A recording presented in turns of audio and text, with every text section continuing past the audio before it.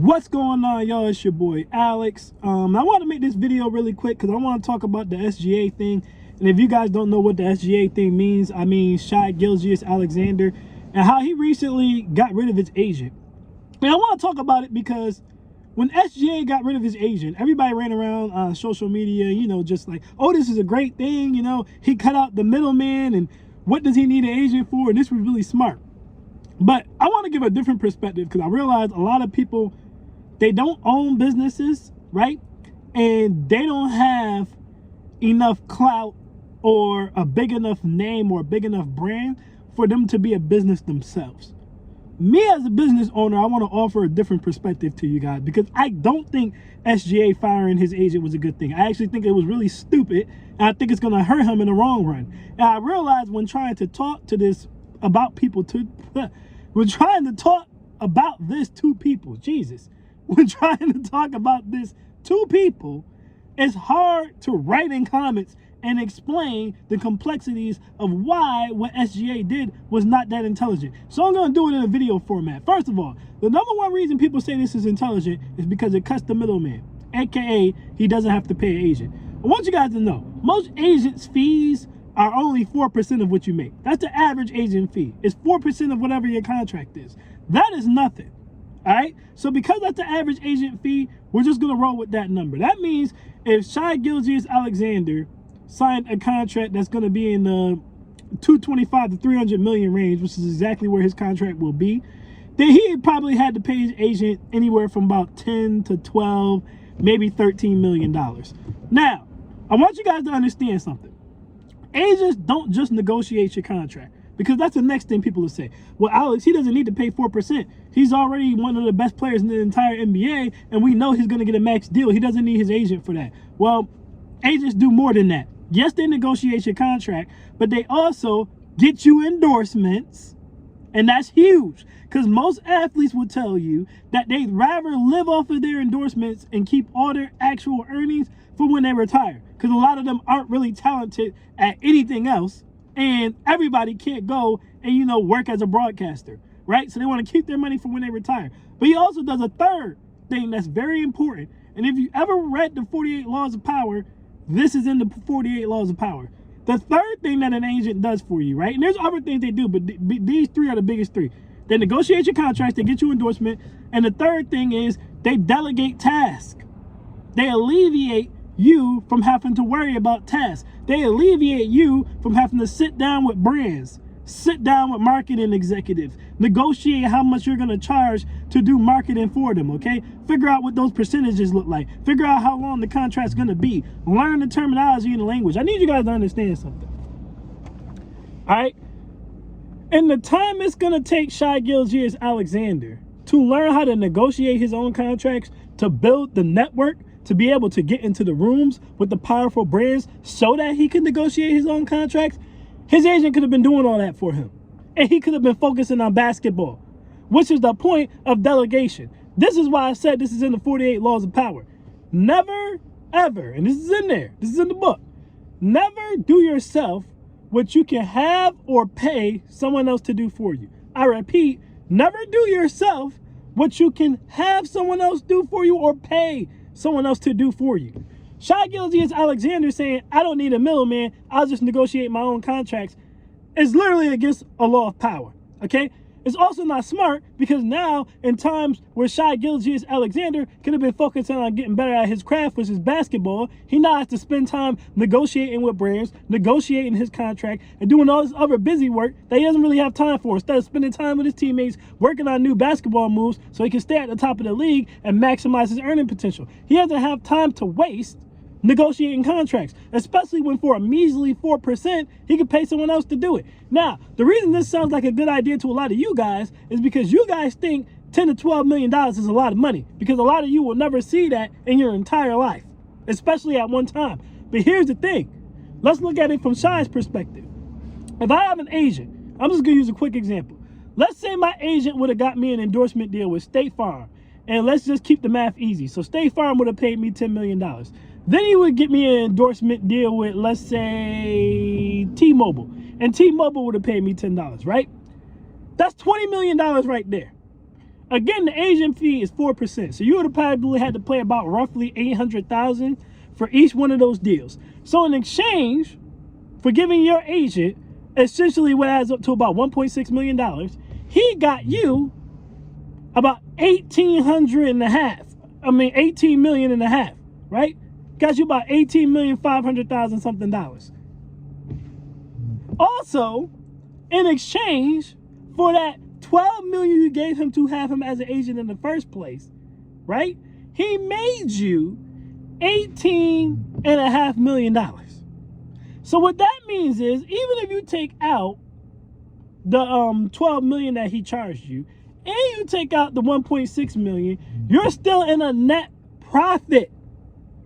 I repeat, you're still in a net profit of over $5 million.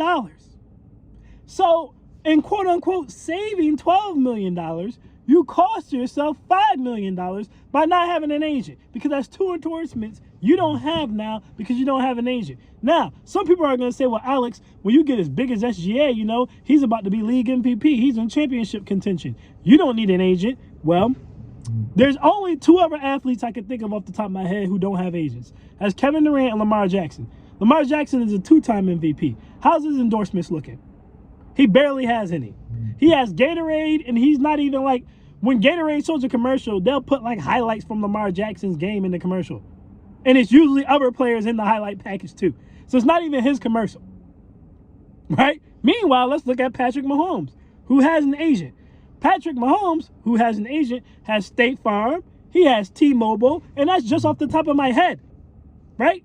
Lamar Jackson is not in a T-Mobile commercial with Snoop Dogg and Kai Cenat, but Patrick Mahomes is, all right? Lamar Jackson is not in State Farm commercials, right, with Jake from State Farm, but Patrick Mahomes is. You understand what I'm saying? Lamar Jackson doesn't have this. You know why? Because Lamar Jackson wanted to cut the middleman and make his mama his agent.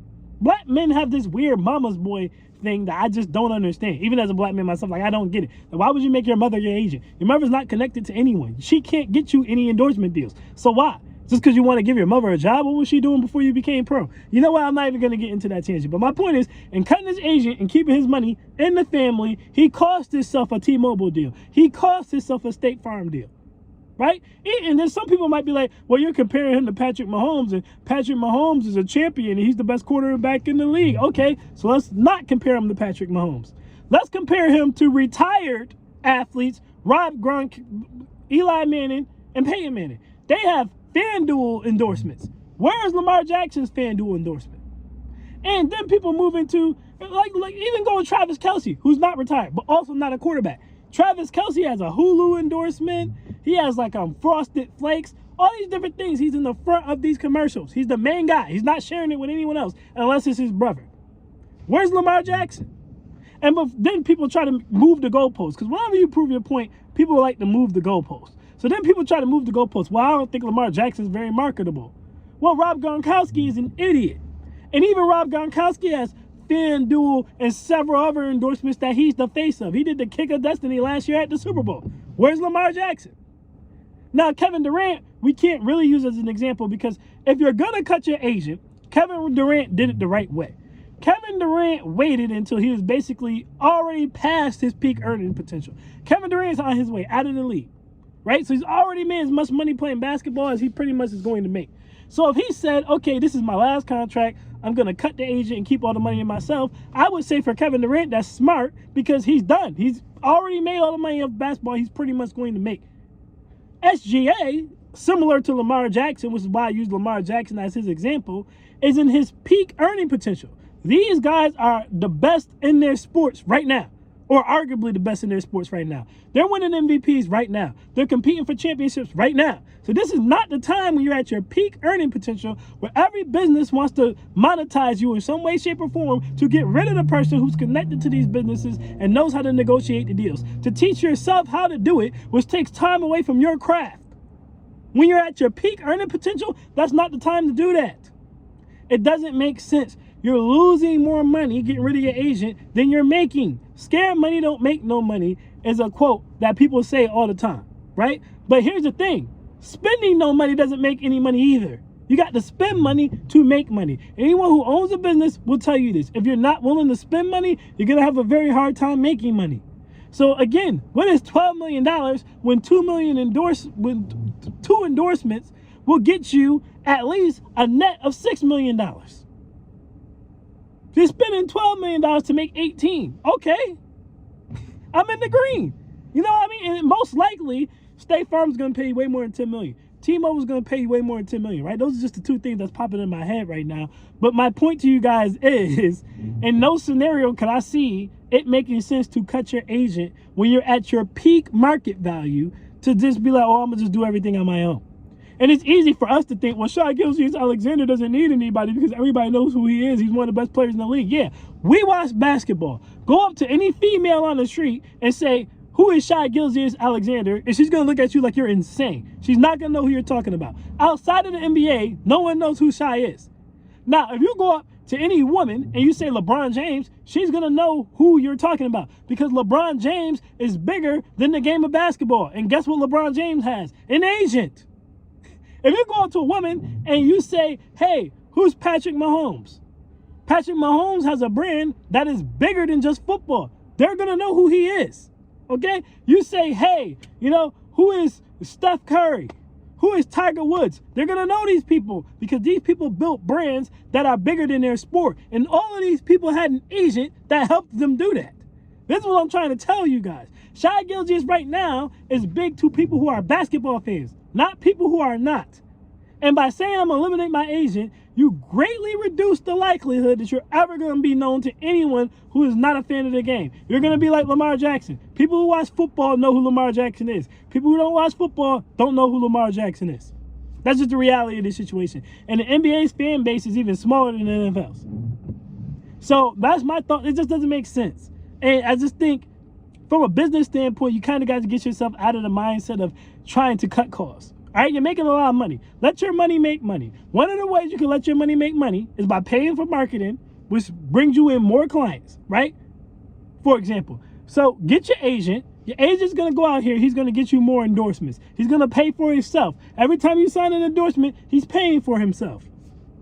It doesn't make sense to cut him because now when you cut him, you still have to get endorsements. Now you're putting extra work on your own table, which is taken away from you being the best basketball player that you can be. It just doesn't make sense to me, but you guys can leave your thoughts in the comments. That's my thoughts on it. I am Alex, and I am out. Peace.